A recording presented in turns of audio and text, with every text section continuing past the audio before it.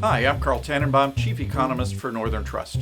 We've been getting a lot of good questions from clients about what's going on. Here are some answers to the most pressing questions that have come in recently.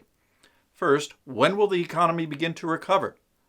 By some measures, it already has. A number of places have begun to cautiously reopen for business, and we've seen increasing activity in restaurants, airports, and factories.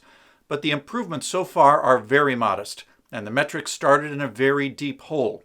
We're tracking conditions closely, but the evidence so far confirms our expectation that recovery is going to take time.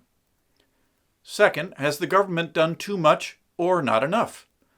To date, Congress has approved 4 rounds of relief which total more than $3 trillion in direct aid and credit facilities. That is more than 3 times the appropriation we saw during the last crisis in 2008 and 2009. It is an immense amount of money.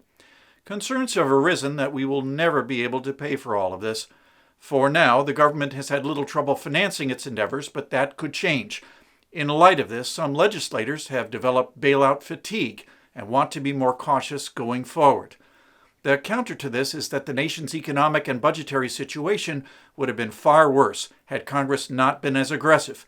And given the prospect for a slow recovery, Congress may need to do more to limit economic damage. Third, is the Federal Reserve setting the stage for runaway inflation down the road? Like Congress, the Fed has been very aggressive. It has expanded its purchases of government bonds and initiated a series of lending programs to help sectors of the economy and the financial markets. Financing these operations involves running the virtual printing press, creating new money to distribute throughout the economy. Rapid money supply growth can push inflation higher, but the risk of that outcome in the near term seems low. Remember that the Fed was having a hard time meeting its 2% inflation target prior to the pandemic because of secular forces like e-commerce that hold prices down. Those forces may intensify in the years ahead. Further, the Fed and other central banks are more worried about deflation, which is very difficult to deal with.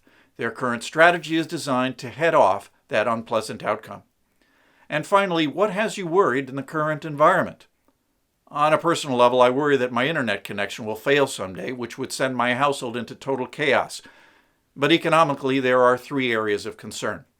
First, state and local governments are facing severe budget shortages and have started to reduce services and lay people off. They will need additional support to prevent damage to regional economies. Secondly, some emerging markets around the world are at risk for default. Their failure could create ripples across the financial system.